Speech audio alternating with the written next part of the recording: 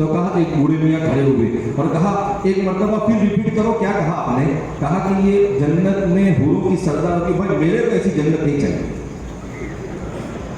تو وہ مولانا صاحب پریشان کہ بھائی کیا ہوا، کہ کیوں؟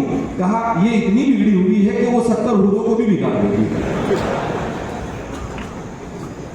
وہ 70 حور کو بھی کیا کر دے گی، اس لیے میرے کو جنت چاہیے نہیں۔ بہرحال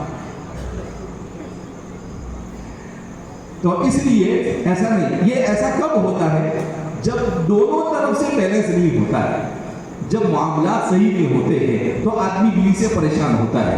لیکن اگر آدمی، ام المومنین عائشہ فرماتی ہے کہ اللہ کے رسول صلی اللہ علیہ وسلم نے ارشاد فرمایا خیرکم خیرکم لأہلکم وانا خیر لأہلی، کہ تم میں سب سے بہتر وہ ہے جو اپنے گھر والوں کے لیے اچھا ہو اور میں اپنے گھر والوں کے لیے اچھا ہوں۔ تو ہوتا کیا ہے کہ عورت کی طرف سے زیادتی کب ہوتی ہے؟ جب مرد کی طرف سے کوئی نہ کوئی زیادتی ہوتی ہے۔ لیکن آپ کے اخلاق اچھے ہوں گے تو سامنے سے بھی آپ کو اچھا ہی رپلائی ہوگا، وہاں سے بھی آپ کو اچھا سلوک ملے گا۔ لہذا اس بنا پر مجھے بتایا گیا کہ بھئی عورتیں بھی ہیں یہاں پر، تو ظاہر سی بات ہے عورتیں بھی ہمارے معاشرے کا حصہ ہے، اور ہمارے دوسرے خطیبوں کو بھی بولنا چاہیے تھا کہ بھئی پردہ نشین خواتین بھی یہاں پر آئی ہوئی ہے، وہ بیچاری کہے گی کہ ہمارے بارے میں تو یہ مولانا لوگ کچھ بولتے ہی نہیں ہے۔ اللہ کے رسول صلی اللہ علیہ وسلم کو بھی ایک مرتبہ عورتوں نے شکایت کی، کہا آپ سب مردوں کے بارے میں بولتے رہتے ہیں، کبھی عورتوں کو بھی جمع کرو، کبھی عورتوں کو بھی کچھ کہو۔ تو پھر اللہ کے رسول صلی اللہ علیہ وسلم عورتوں کو جمع کرتے تھے اور انہیں دین سکھاتے تھے، انہیں بتاتے تھے کہ تم پر تمہارے شوہر کے کیا حقوق ہے اور تمہیں کس طریقے سے زندگی گزارنی چاہیے۔ ایک مرتبہ عورتوں نے شکایت کی کہ اللہ کے رسول صلی اللہ علیہ وسلم آپ چندہ صرف مردوں سے جمع کرتے ہو، عورتوں سے بھی چندہ جمع کرنے کی کوشش کرو۔ تو حضور نے کہا کہ چلو ٹھیک ہے، اگر تمہاری یعنی وہ عورتیں بھی کیسی تھی کہ پیسے دینے کے لیے پریشان ہے، یہاں تو پیسے مانگنے والا پریشان ہو جاتا ہے۔ تو کہا کہ آپ ہم سے بھی ایک آدھ مرتبہ کو بھی مانگ لیا کرو، ہم بھی اپنے پاس جو کچھ مال ہے وہ دینا چاہتے ہیں۔ حضرت ابو ہریرہ راوی ہے، وہ فرماتے ہیں کہ اللہ کے رسول صلی اللہ علیہ وسلم نے ہم سے کہا کہ بلال اور ابو ہریرہ ذرا ایک کوئی رومال وہاں پر بچھا دو، تو فرماتے ہیں ہم نے بچھا دیا۔ عورتوں نے اپنا زیور اور اپنے پاس جو کچھ تھا اس میں اتنا ڈالا کہ 4 لوگ بھی اس کو اٹھانے سے عاجز ہیں، 4 لوگ اس کو اٹھانے سے کیا آگے عاجز آ گئے، ایسا دل کھول کر دیا۔ تو اس لیے اللہ کے راستے میں وہ کیوں نہ دیتے؟ انہوں نے تو سنا تھا لن تنالوا البر حتى تنفقوا مما تحبون، کہ اس وقت تم نیکی کو کامل نہیں پا سکتے جب تک کہ اپنی پسندیدہ چیز کو اللہ کے راستے میں خرچ نہ کرو۔ ہماری عورتوں کی زندگیوں میں کیوں دین نہیں؟ اس لیے کہ ہم نے عورتوں پر محنت نہیں کی۔ مسجدوں میں بیان ہوتا ہے جو مرد ہوتے ہیں عورتوں کے اوپر بھی محنت کرنی چاہیے۔ ارتداد کا فطرہ کیوں منڈلا رہا ہے؟ اس لیے کہ ہم اپنے گھروں میں دین کی محنت نہیں کرتے۔ مرد تو کچھ بھی نماز پڑھ لیتا ہے، لیکن ہماری عورتیں تو اگر مرد 95% نماز نہیں پڑھتا 5% پڑھتا ہے تو عورتیں 99% نہیں پڑھتی، 1% مشکل سے عورتیں نماز پڑھتی ہوگی۔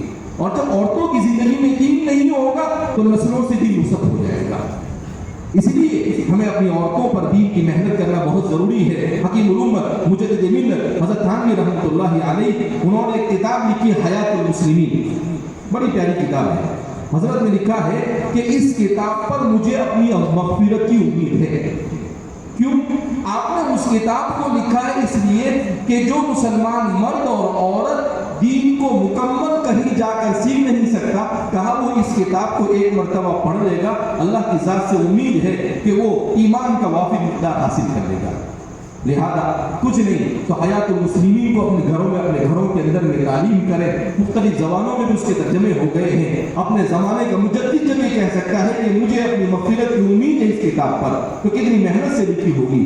تو اس لیے ہمیں اپنی عورتوں میں بھی دین کے لیے فکر کرنی چاہیے۔ بہرحال چونکہ آپ بھی کافی دیر سے یہاں پر بیٹھے ہوئے ہیں، لہذا اس بنا پر زیادہ وقت نہ لیتے ہوئے آپ حضرات سے گزارش ہے کہ ماشاءاللہ حافظ ہارون صاحب اور ان کے رفقا نے بڑی محنت سے آپ حضرات کو یہاں پر جمع کیا ہے، اور اس کا مقصد 2 in 1 کہ بھئی آپ علماء کے بیان کو سن کر اپنی ایمان کی بیٹری کو چارج بھی کر لو، اور ساتھ ساتھ میں اللہ کا جو گھر بنایا جا رہا ہے تو اس کے لیے آخرت میں اپنا بیلنس بھی جمع کر دو۔ تو ایسا تو کتنا آسان کام ہے کہ آپ کی آخرت کی فکریں دوسرے کر رہے ہیں، تو آپ کو تو اور بڑھ چڑھ کر حصہ لینا چاہیے۔ اور اس امت کو میں نے کہا کہ کئی مسجدیں ایسی کروڑوں کی مسجدیں بن گئی. ابھی ایک واقعہ میں آپ کو سنا دوں. ایک جگہ پر گجرات میں پالنپور کے علاقے کے اندر میں وہ 6-7 مہینے پہلے کچھ احباب ہمارے والد صاحب کے پاس آئے. کہا ایک آدمی نے 52 ایکڑ زمین وقف کی. ایک ہی آدمی نے کتنی زمین وقف کی؟ 52 ایکڑ. یہاں تو 52 گز بھی دینے کو تیار نہیں ہوتے ہیں. تو 52 ایکڑ زمین وقف کی. کہا کہ یہ میری قوم کے لیے یہاں پر ہسپتال بناؤ, اسکول بناؤ اور یونیورسٹی بناؤ. کہا کوئی پیسے دینے کو تیار نہیں ہو رہا. تو والد صاحب کی طبیعت ناساز تھی. تو والد صاحب نے مجھے بلایا, کہا کہ بھائی ان کی بات سنیے آپ اور ان کا مسئلہ حل کیجیے. تو میں نے کہا ٹھیک ہے. میں نے ان کی بات سنی.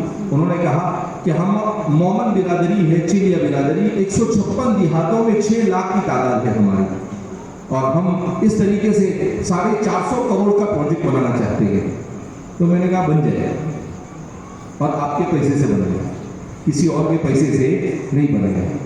میں نے کہا آپ ایک کام کرو, 156 دیہات میں سے ہر دیہات سے 5-5, 7-7 ذمہ داروں کو جمع کرو اور انشاءاللہ ایک پروگرام رکھو. تو والد صاحب نے کہا کہ پروگرام رکھو نہیں, اس کے بھروسے مت رہنا, یہ اس کا پروگرام 1 سال میں 2 سال تک بھی نہیں ملے گا. کہا کہ تم اب بھی ان کو تاریخ دو. تو میں نے کہا ٹھیک ہے. تو پھر دیکھا کہ بھائی کون سی تاریخ خالی ہے اور کیسے سیٹ ہوتا ہے, تو تاریخ دی ان کو, اور ماشاءاللہ وہ لوگ جمع ہوئے. تو میں نے ان سے کہا کہ دیکھو 6 لاکھ لوگوں میں سے 3.5 لاکھ عورت, بوڑھے اور بچے نکال دو, 2.5 لاکھ مرد ہے.